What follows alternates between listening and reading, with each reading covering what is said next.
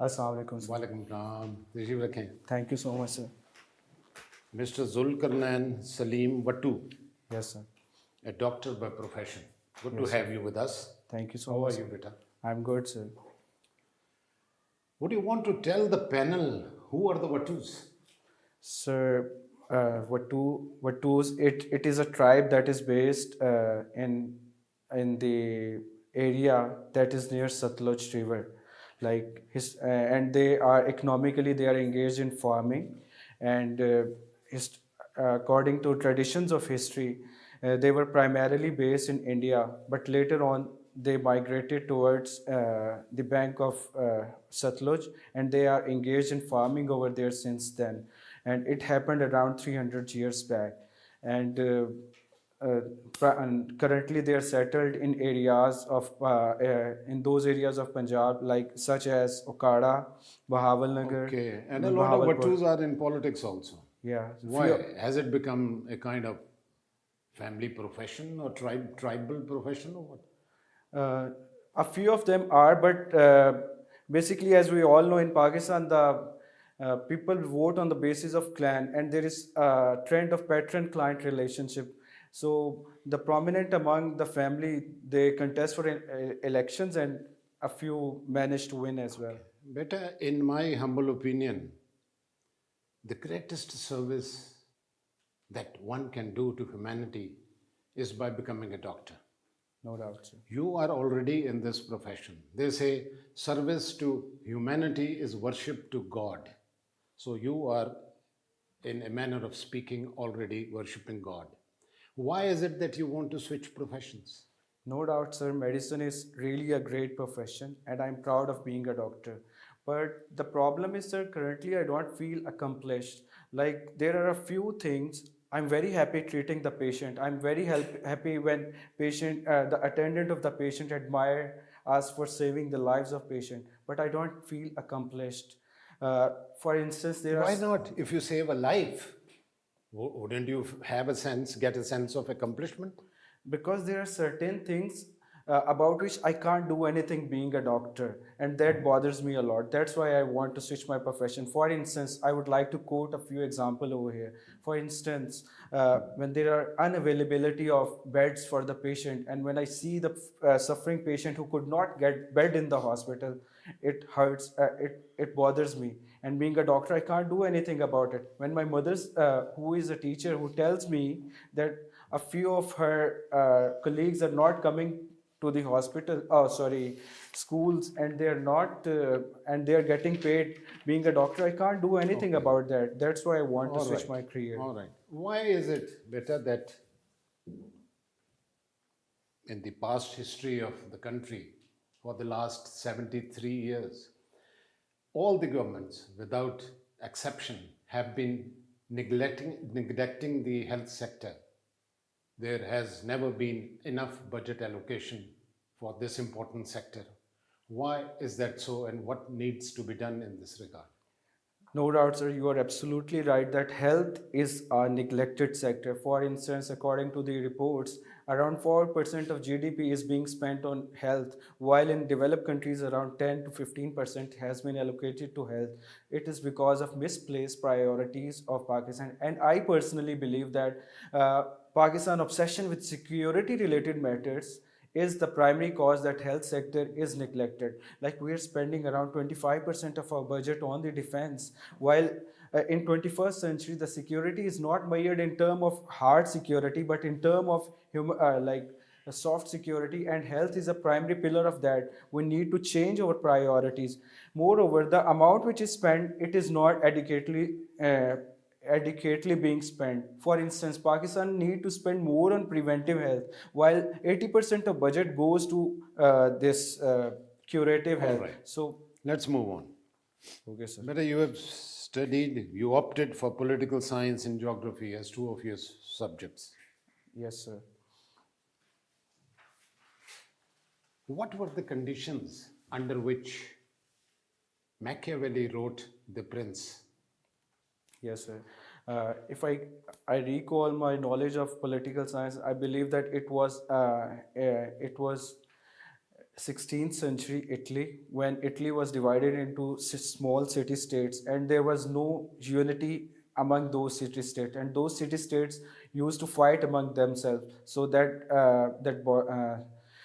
made Machiavelli to write a book, and many historians believe that it was written to help that leader of that time, that how he can unite those states and can rule Okay, adequately. the book is actually a letter addressed to the ruler of his state. Yes, sir. The end justifies the means. This is what is said about Machiavellian politics. Yes, sir. What is your take on this? Sir, I believe that the I don't completely agree with the statement that the end justifies the mean, because being an idealist, semi-idealist, I believe that the ends should also be right as well as the means. All right, geography भी पढ़ा है आपने. Ji, sir. Can you name the seven wonders of the world? I'm sorry, sir. You can't. I have no clue about it. Bete, what is meant by Greenwich Mean Time? Sir, basically it is an imaginary line that is running through the London and at the Royal Observatory in the Greenwich, through which is used as a reference line for calculating the time around the world.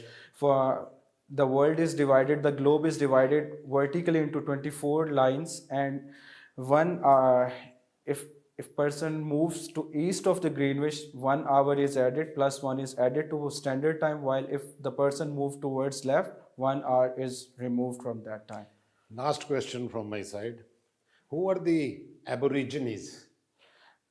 Sir, I'm not sure about that, but I guess these were the people who were residing, who were the basic inhabitants of Australia before the Europeans colonized that area.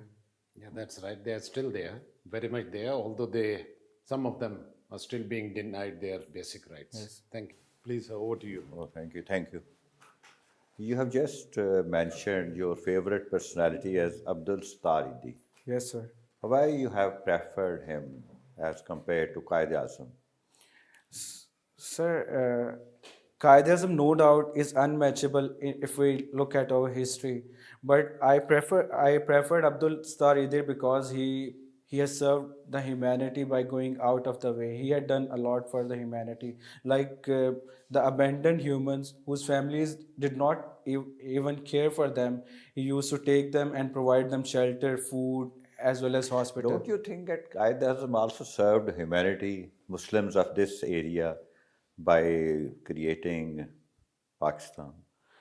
No doubt, sir. There is, as I already stated, that there is no match between Qaid-e-Azam. He is an unprecedented leader. But I preferred Abdul Staridi for his humane works, or his work for his services he rendered to humanity. Okay. I want to draw your attention to a quotation of an economist, a renowned economist, Alfred Marshall, who said the best capital is the one which is invested in human beings. How do you correlate this statement with the economy of Pakistan, especially with regard to investment in human beings?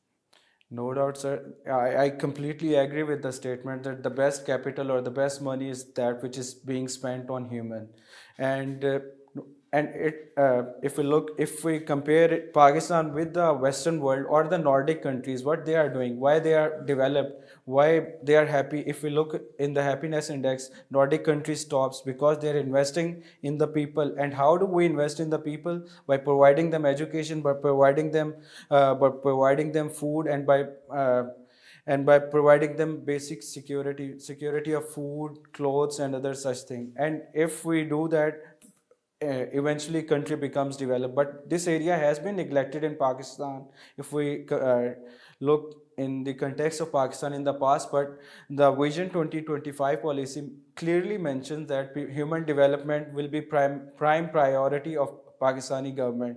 However, the implementation gap stays which is How much Pakistan is spending on education sector? so according to recent statistic, around 4.2% of the GDP is being spent on education, and that includes since education is now a provincial subject after 18th Amendment, and this data is calculated after adding upon the data of all provinces. And if we divide that data into provinces, Punjab spends around 6%, Balochistan around 2%, Sindh around 4.4%, and KPA spend around. Okay. Tell me something about this important project of CPEC. Why it's so important, especially for Pakistan? So CPEC, I believe CPEC is really important for Pakistan on multiple levels, on economic level, on diplomatic level, and political and social level. And we can have a check on its importance by comparing since CPEC is projects are ongoing. We can compare current situation with what was happening in Pakistan before 2015 when CPEC was initiated. Nobody was willing to invest in Pakistan. Pakistan has